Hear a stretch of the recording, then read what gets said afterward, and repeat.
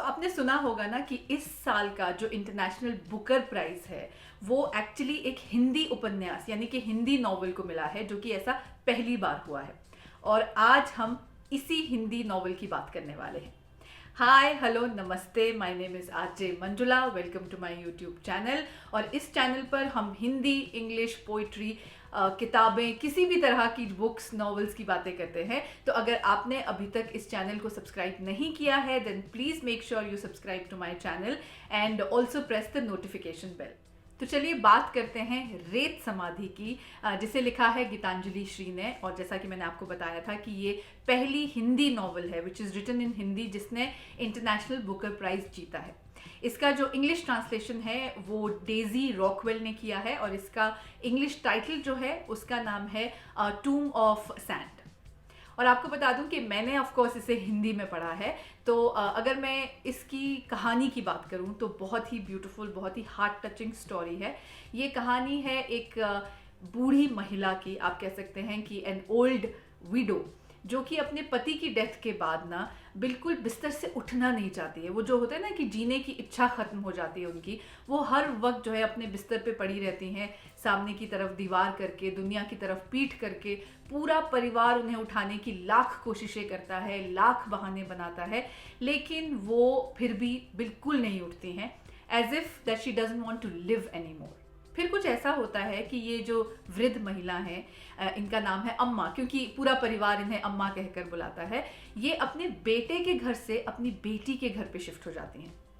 इनकी बेटी जो शादीशुदा नहीं है, आज़ाद ख्यालों की है, बिल्कुल अपनी अम्मा की तरह। और वहाँ ऐसा लगता है कि अम्मा को एक नया जीवन मिलता है।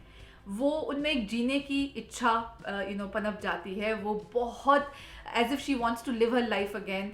वो उल्टा बुढ़ापे से रिवर्स गियर मार के जवानी की तरफ जा रही होती है। उनकी हरकतें कुछ ऐसी होती है और ये इसकी बहुत बड़ी वजह होती है उनकी एक दोस्त, उनकी साथी आप कह सकते हैं, जिनका नाम है रोज़ी। रोज़ी जो है बचपन से ही इनके घर पे आती जाती रहती थी, अम्मा के घर पर। और अम्मा के जो बच्चे हैं वो उन्हें रोज़ी बुआ कहकर बुलाते हैं। हालांकि सब जानते हैं कि रोज़ी बुआ जो है एक ट्रांसजेंडर है, मतलब हिंदी भाषा में कहूँ तो वो हिजड़ा है। लेकिन इस बात से ना अम्मा को कोई फर्क पड़ता है ना रोज़ी को कोई फर्क पड़ता है। हाँ, उनकी बेटी को शुरू शुरू में अटपटा ज़रूर लगता है, लेकिन क्योंकि जब वो देखती हैं कि उनकी माँ बहुत खुश हैं रोज़ी के साथ, तो अपनी माँ को खुश देखकर बेटी भी बहुत खुश हो जाती है।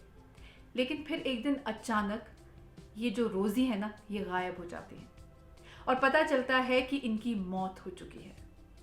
और ऐसा लगता है कि इनके साथ साथ अम्मा के जीने की चाहत की भी मौत हो चुकी है। लेकिन रोज़ी की मौत के बाद अम्मा जिद पकड़ लेती हैं। जिद पकड़ लेती हैं रोज़ी की आखिरी इच्छा पूरी करने की। और रोज़ी जो अपने घर के बारे में, जो कि पाकिस्तान में है, उसके बारे में अपनी अम्मा को बहुत कुछ उन्होंने बताया था, बहुत कुछ उनसे शेयर किया था। तो अम्मा चाहती हैं कि वो रोज़ी के ओरिजिनल घर पाकिस्तान जाए। और फिर सिलसिला शुरू होता है अपनी बेटी को साथ लेकर अम्मा का हिंदुस्तान का बॉर्डर क्रॉस करके पाकिस्तान पहुंचने का। और फिर एक के बाद एक नए नए रहस्य यानी कि सीक्रेट्स खुलने का। अम्मा कौन है? अम्मा जो कि उस बेटी की अम्मा बनकर यहाँ पर आई है, क्या वो सच में उस बेटी की अम्मा है या फिर वो कोई और ही है? या रोज़ी और अम्मा का क्या कनेक्शन था? या रोज़ी कौन थी? और ये हिंदुस्तान पाकिस्तान का बॉर्डर क्या है? ये अल्लाह, खुदा, भगवान और जीसस का क्या मामला है? ये बहुत सारे सवाल रेत समाधि आपके सामने खड़े कर देगी। कुछ सवाल जिनके जवाब आपको इस किताब में मिल जाएंगे, लेकिन बहुत सारे सवाल आपको खुद अपने अंदर ढूंढने पड़ेंगे। Now, I'm not going to say that you should read this book because it has won an international Booker Prize. हालांकि इसकी वजह से हिंदी नॉवेल्स को बहुत बड़ा बूस्ट मिला है इस प्राइज की तरफ से, that I would definitely say, because suddenly everybody is talking about this book.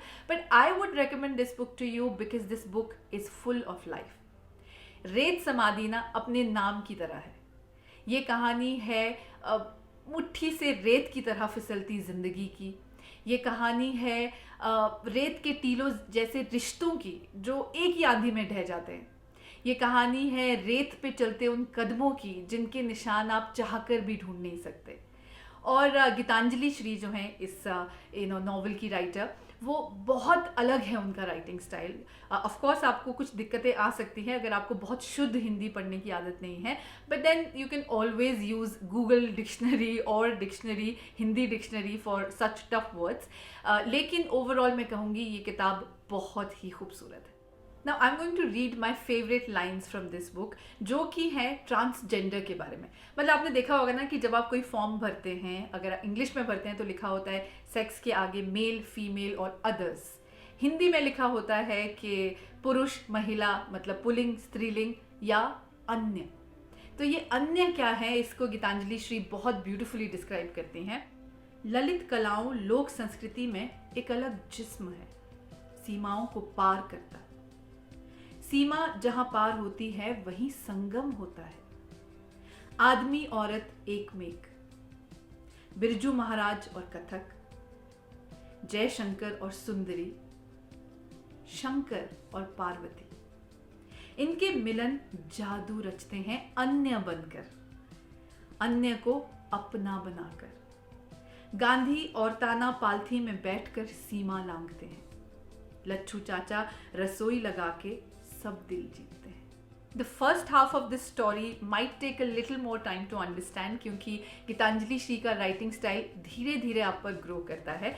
But once you become a part of this story, मतलब जब आप इस नॉवल में डूब जाते हैं ना, तो फिर आप इस कहानी का हिस्सा बन जाते हैं। तो मुझे लगता है कि आपको गीतांजलि श्री के इस नॉवल रेत समाधि को अपनी बुक शेल्फ का पार्ट ज़रूर बनाना चाहिए। और अगर आपको मेरा ये वीडियो पसंद आया है तो प्लीज़ इसको भी अपनी लाइफ का पार्ट बनाइए by sharing, liking this video, and of course I will meet you soon in my next video. Till then, please keep reading and please keep smiling.